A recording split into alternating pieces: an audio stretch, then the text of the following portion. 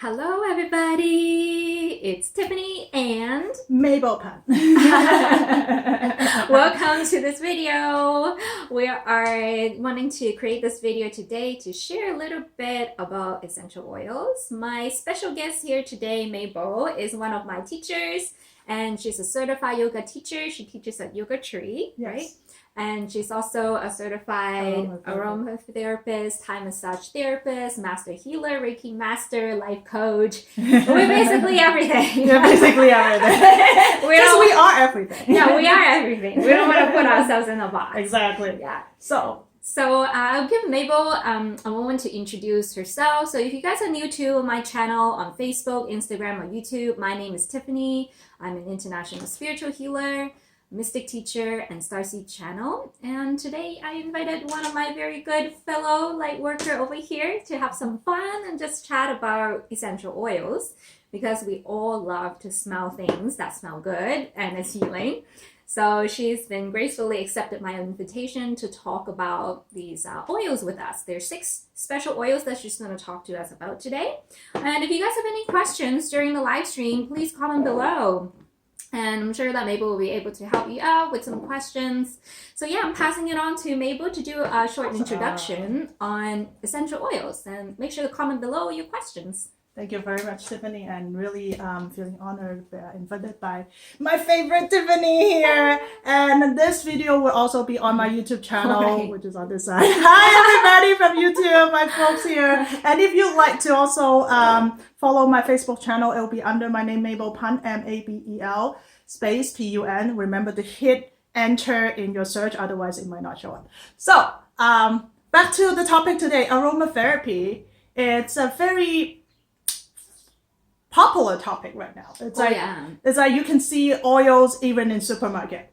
But how do you choose oil and how do you use them? Why there's some oil so expensive and some oil are just so economically common, and what makes them cheap or expensive, and what need to be expensive and what not, and how do you choose in between them that suit you. So these are all the things that we'll cover, and we'll also cover basically 6 oil that I brought today. There will be frankincense, there'll be balsam fir, there'll be rose. This is a big, and this is geranium, and I have ocotillic and myrrh. Okay, so you can see, if you know anything about essential oil, you'll probably pick up a few names from here already. Mostly commonly known essential oil is lavender, which most of us already know. That's why I didn't bring that. I want to introduce you to a little more high-end oil that are more spiritual, because of the group, it's being already very enlightened, your group and my group. So having said that, let's look at the most common spiritual oil that I brought, which is frankincense. Ta-da! Right, frankincense. Frankincense is driven from a resin of a tree. So frankincense is actually a tree that it gives out a little gum kind of substance onto the skin of the tree, and then it become like a little clumps of something called resin. You've probably seen the resin of frankincense in some house show. It's kind of like a very dried chewing gum that you actually chew. They actually give you samples of frankincense. It's like beeswax. Yes, it tastes like that. And driven the oil from it, it doesn't taste exactly like that. So you can have a little try of how frankincense smells. One of my favorite. Now, to smell essential oil, data big X for this. Big X. Right? No matter how trustworthy the person give you anything to smell, remember the smell connecting to the base of the brain, which is also through a gland called olfactory gland that affects some very fundamental glands like the pituitary gland and the pineal gland, which is perceived as third eye. It's also control the center of the bottom of the brain, which is connective thoughts, emotional storage, and emotional processing. That's why essential oil works. That's why aromatherapy works. That's why the smell helps us release stress. Because it actually affects the brain physically, emotionally, and spiritually, and energetically. So there's a lot of aspects that we need to understand. Now, when someone gives you something to smell, you don't know if it's hurtful or helpful. Best way to smell something is at least 1 foot away from your nose, and you fan it up. Number one, you are not directly bombarding your nose with the smell. Number two, if you wear essential oil, people will not leave you like this, right? People will be somewhere around 1 or 2 feet away from you. And this is exactly how you're going to smell like when you wear a fragrance, right? So you want to know how you smell like with your friends and with your boyfriend. So don't do this because you won't smell like this. So do this and fan it up and you get the real smell of the oil, right?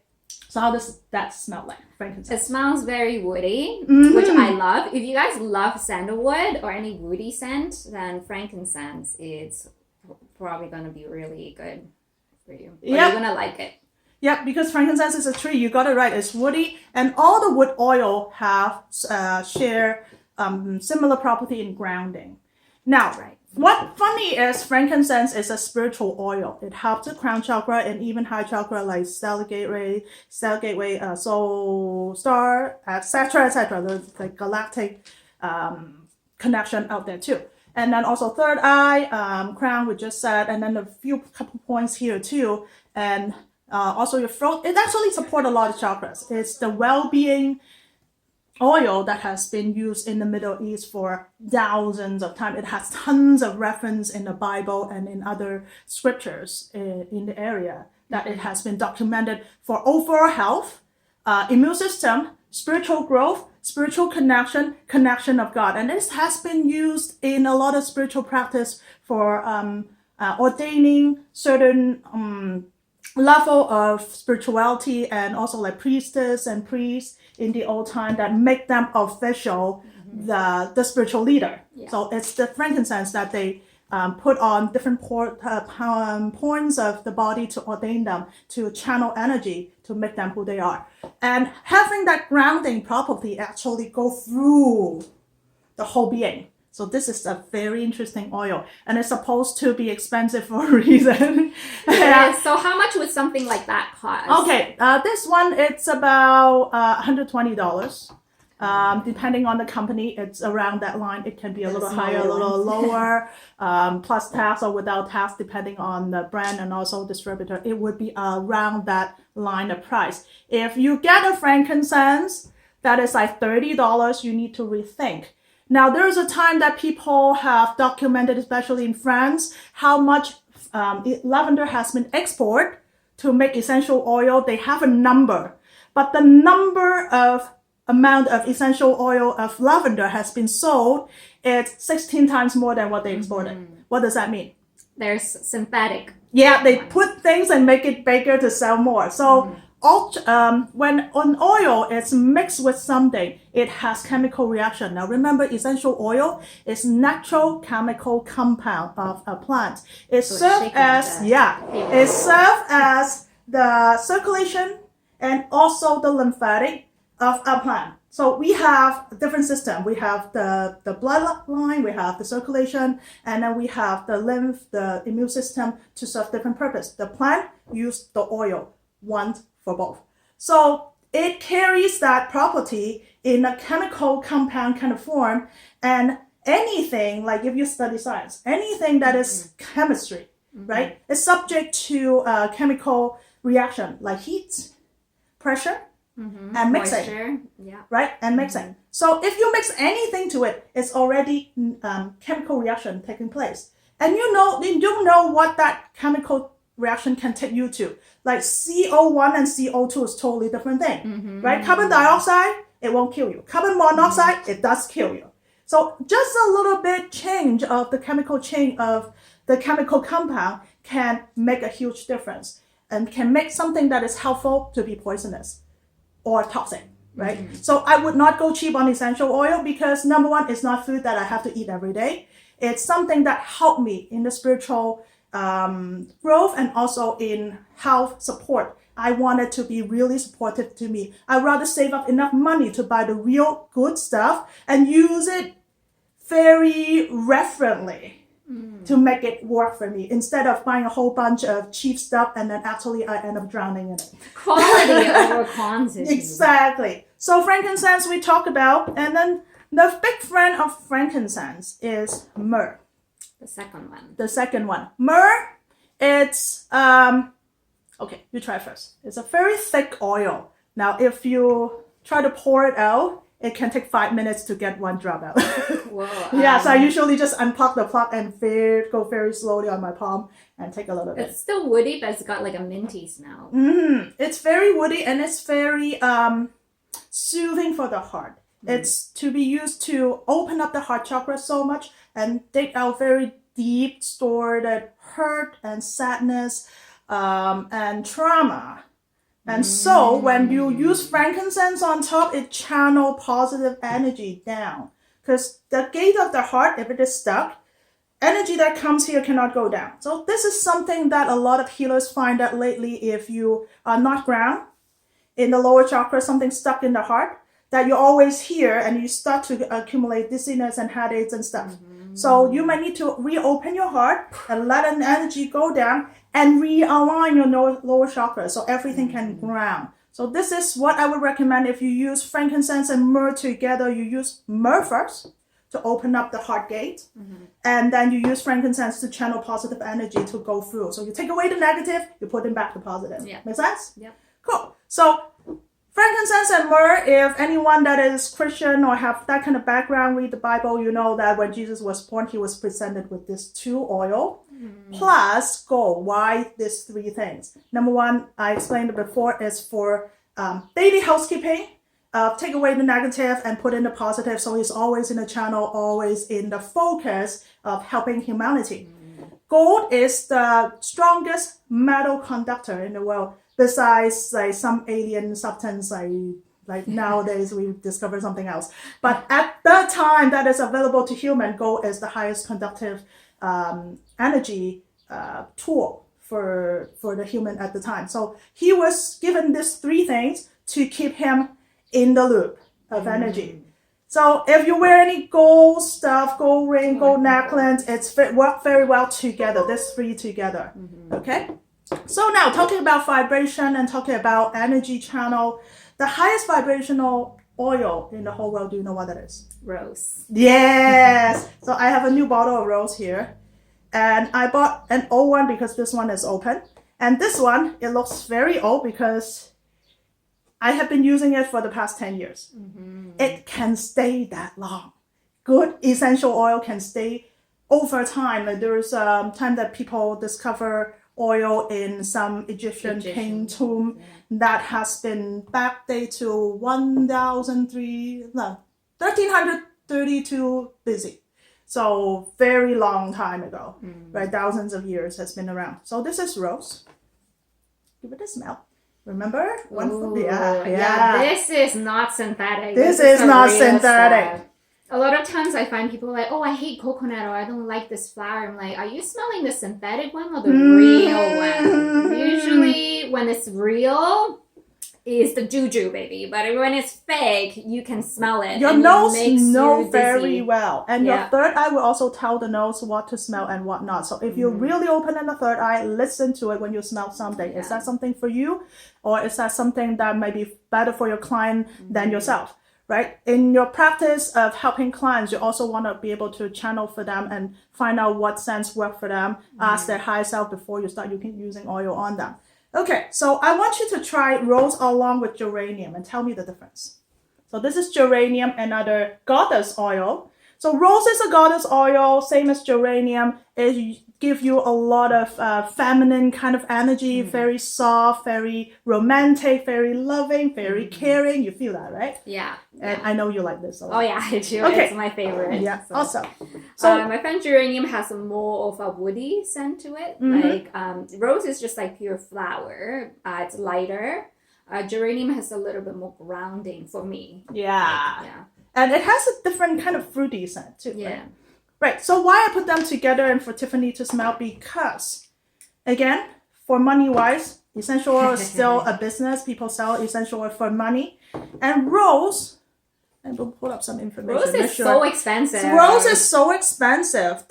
Like the real one. 1 drop of pure rose oil equals 60 rose petals. 60 roses. 60 roses. Right, 60. 15 ml of pure raw essential oil is 65 pounds of rose petals. 65 pounds. Right? So this is a 5 ml. which means it has 21 to 22 pounds of rose petal in it, Wow. right? And of course, they are very expensive. When I got it 10 years ago, it was already $300. This one. This one, oh my god. And that time there was a client that complained to me that she got rose from somewhere else, 5 mil for 500, and she was actually saying that I should know you earlier. I could get it for 300. Now I think right now it's selling close to 400 now. I'm not sure. I haven't checked. This one I got it like 3 years ago too. So why am I putting rose and geranium together for her to try? Because rose is so expensive and geranium is relatively less expensive oil. This one is around $60 to $70 range, like depending on, again, brand name and the distributor.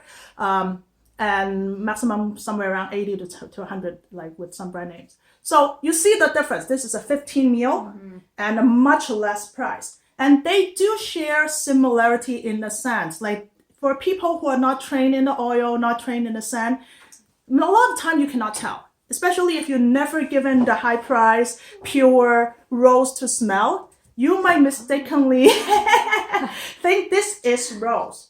So if they're not putting too much and mixing them together, they can actually mix this bottle with this bottle together and resell it as just rose. And their price would be the same as rose, but the cost is way lower. They make more money.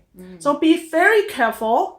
When you buy rose, make sure it's really from a reputed provider, and the person who provide you really know what it is about, what's the difference. They can tell you the difference. They can provide you with evidence that this is rose. Okay? So, but either way, it's nothing wrong to have rose and geranium mixed together in that sense, even though I talk about, mixing of oil.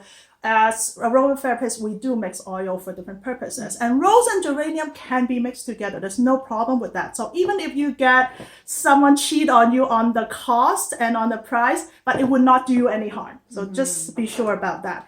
And they're all loving romantic oil. That's why it has been mistaken to some porno use of the oil, but it's nothing to do with sexual. It's about loving and caring. What about ylang ylang? Because that's also... Ylang ylang is more about heart chakra. It's more about heart. It's also about love, but it's not necessarily feminine, right? Because male have heart too, right? Yeah. Male can be loving. So if it is a male client that is not too deplete in the feminine energy, they just want a supportive heart. Maybe they have high blood pressure or low blood pressure or any blood pressure. I would recommend ylang ylang over these two. Yeah. But if someone is really strong, even violent, even like very physical, but they want to calm down, I would recommend a little more feminine oil to the guys. So it really depends on the use, and the use of the oil, and you prescribe them.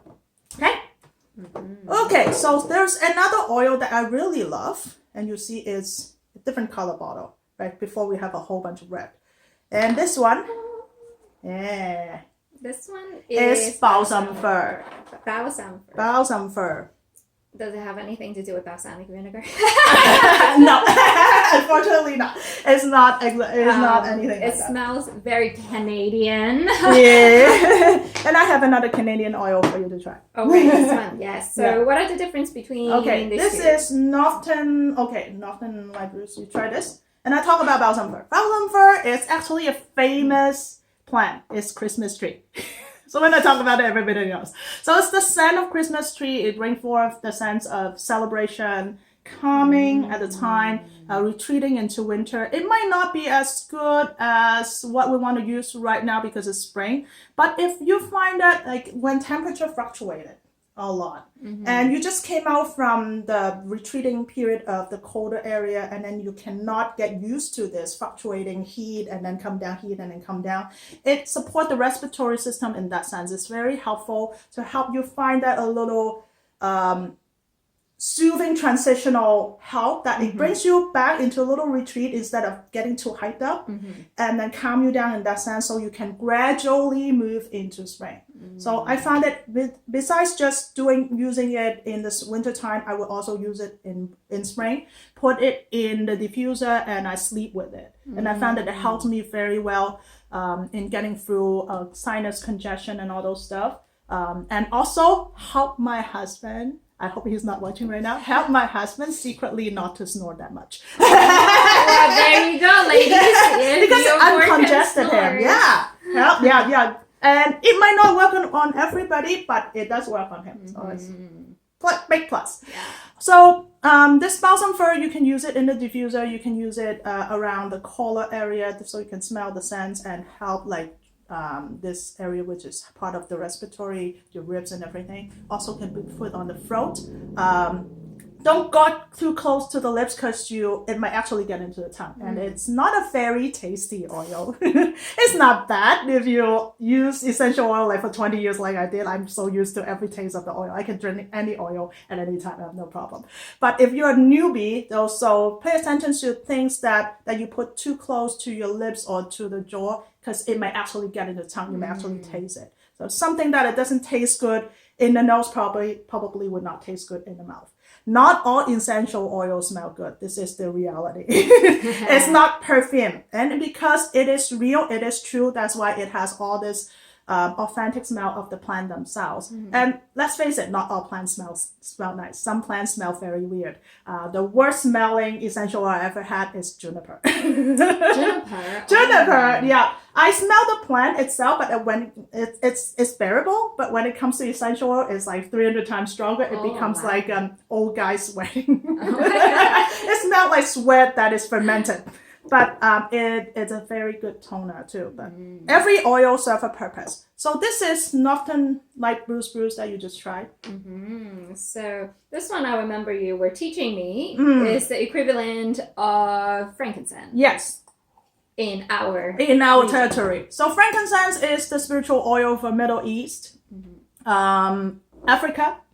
And actually Africa, they have also their kind of frankincense too on top called Palo Santo, which is a lot of people using right now, burn the wood. But that's more for warmer area. There's nothing wrong that you use frankincense here, especially when the temperature is already up. But I would, like in the winter, I would actually switch to Northern Light Bruce. It's Canadian, it's grown in BC, it's totally ours. Raptor just won, yes! So let's use some Canadian oil. And this oil, it has the frequency of close to frankincense, not totally the same, but it does bring you that channeling and grounding from head to toe, that kind of property. It is very grounding. It is very grounding. It's also very opening in the crown. So this is a very good alternative if you're kind of tired of using frankincense all the time. And this is actually cheaper than frankincense. There we go. Another guys. We have so much options in the world that we don't have to always stick with one thing. This is something that I learned over time. Even with essential oil, I have probably about 200 different bottles at home. And I have the freedom to choose out of knowledge and out of intuition. This is two things that help me so much as a human being, that when I harness my knowledge and also harness my ability to connect and ask questions, I have so much freedom in choosing what in front of me that is the best for me at any moment. And I found that it is very liberating. So when you learn something, also learn it in a way that it's not a straight rule, it's options. When you learn anything that is option and you have the ability to choose in between options, you have freedom right off the bat, right there. Okay, that's how you liberate yourself. So the last oil. Okay, last but never least, this is Ocotea. Ocotea has been used in a lot of spiritual practice. It's not as famous as frankincense or myrrh, but it does have a lot of reference in many spiritual practice as ordaining and also releasing and helpful. And I find it personally helpful for, where's my reference? Doesn't matter, forget it. Okay, knowledge come from here. All right. Very helpful for aura. So this is how I remember this name, Ocotea, aura.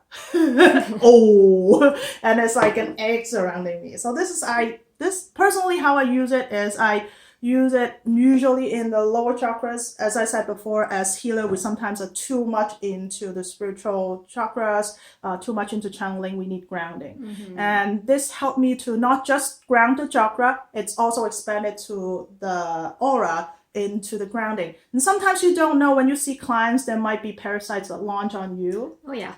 Right? And that helps clear that out and man your aura. So sometimes if you're not aware, sometimes just after seeing like 5 clients a day. You're too tired to check yourself. Use something like this to help you. Choose a different oil of intuition and put on different spot on you to help you to clear up right away and feel great. And when you come back to your senses, come back to your ground, then you can choose to go deeper into seeing why that client's energy can cling on me. There must be a reason. Like I always say that don't push away anything that comes to you. Before you push away, you always ask yourself this question: why can this thing can hook on me? Why does it have the power? Who gave it the power? Was it me? Or was it that thing is just too powerful? Why is that thing more powerful than I was at the time? Like all of these questions I will ask myself once I get all my chakras lined up and myself back, and I will start asking. So next time I would not fall victim to those possibilities. Then when I know I won't fall victim to those possibilities, I won't be afraid to see clients anymore. I won't be afraid to go into events and thinking that I might catch something. There's something that I hope all the healers and all the spiritual practitioners would understand, that it's not the negative comes to you, it's we open up into a space that those things can coexist with us. Why did we open that space and allow this to happen? This is the question that we need to take upon and be responsible for, so we can make the changes and roam the world with no fear. Right? If you would be afraid of go to anywhere, see anybody, you still have fear. You still need to ramp up your practice. Yeah. Right? So with this one, it smelled pretty fruity to me, and it smells pretty also earthy at the same time. There's this lightness, but there's also the groundedness. Yep. So it's a beautiful oil. It's not the best smelling, but it's I like it though. It's very, to me, it's very expensive. That's why it covers the aura. It's not just in the chakras. Yeah. Right. So I also bought a few other oils that I did not say that I would bring. This personal reference. And guys, let us know if you have any questions for us, for Mabel. Like, for example, let's say, oh, I'm experiencing some muscle pain here. What can I use? Because you can use every single oil for everything, right? They have their strength and stuff. So if you're struggling, even for like, I don't know, emotional blockages, right? Different chakras and stuff. So if you guys have a question, like comment below. Don't be shy. We're here to offer support, so let us know. We have one question. So where to buy the oils from? Okay, depending on the brand and if you have any specific preference, essential oil, there's some health food store that carry them, but be very careful with the brand. And if you smell anything suspicious. Yeah, thank you. Suspicious. English is my third language, but no excuse. Anyhow, so if you smell anything that close to like vaporing alcoholic thing, put it down, because it's gonna hurt the nose. It's gonna be mixed with something unknown, and it's not good.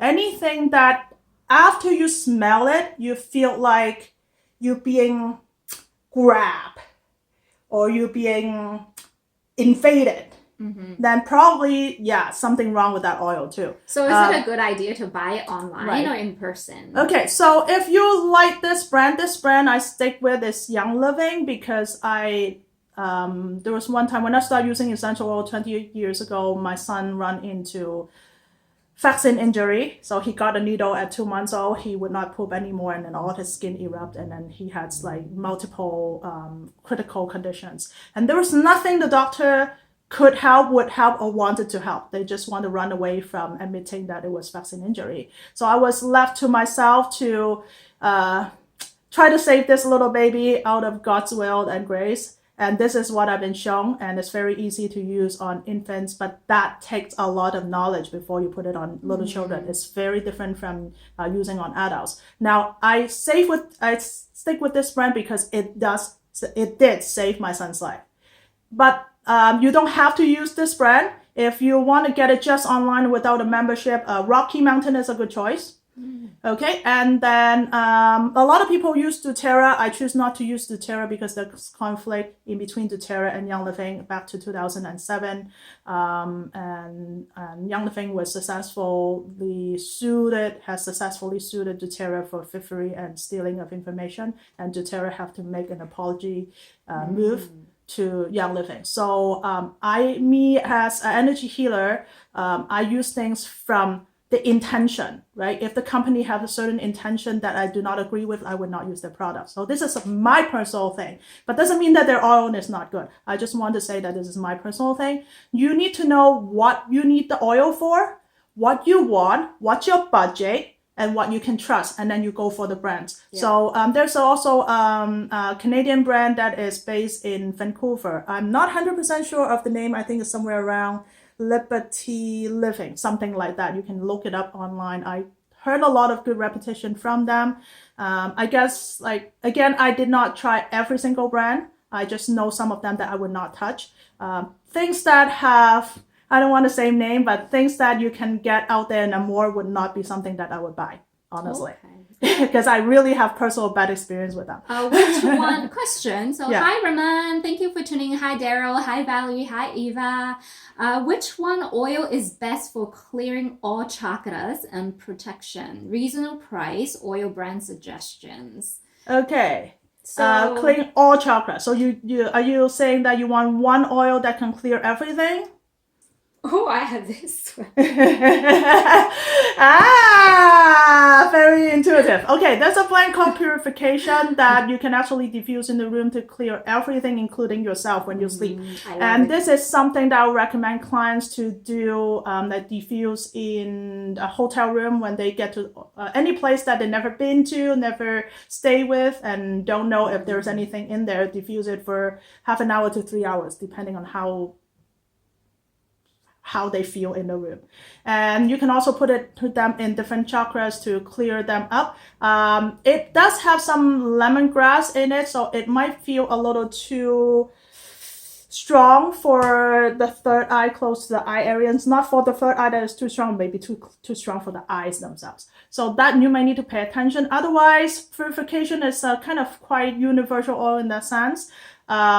But for the high chakras, I would also go for high spiritual oil, like what I explained before.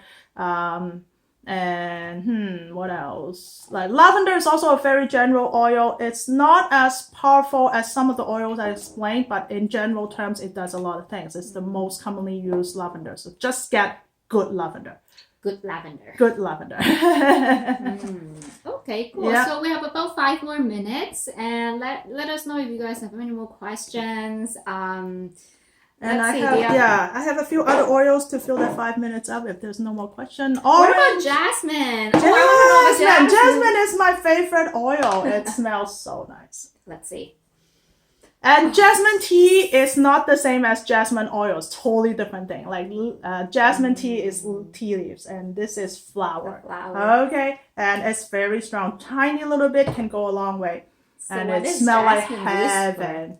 And jasmine, it's again kind of like the feminine oil, but a little less feminine than the geranium, than the rose. A little more feminine than the ylang ylang. It goes for anything from throat to heart, and also solar plexus for your identity of being a woman in a balanced way. So that's why I brought them with me, because this group is the rising goddess, right? So rising goddess,